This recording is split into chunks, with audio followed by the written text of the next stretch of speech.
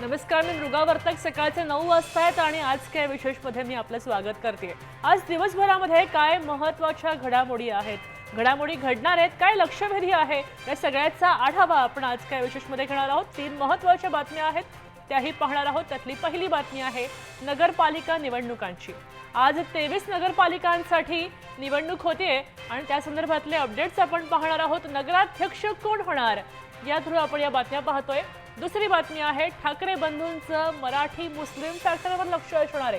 ठाकरे बंधू आता मराठी या मुद्द्यासह मुस्लिम मतदारांवर सुद्धा लक्ष केंद्रित करणार आहेत.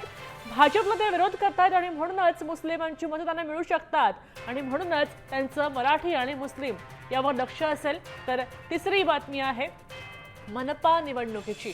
मनपा निवडणुकीमध्ये पवार एकत्र येणार का याबद्दलची एक बातमी आहे. शरद पवार आणि अजित पवार यांची राष्ट्रवादी मनपा निवडणुकीसाठी एकत्र येऊ शकते अशा चर्चा आहेत आणि त्या संदर्भातल्या बातम्या सुद्धा आपण आज काय विशेषमध्ये पाहणार आहोत.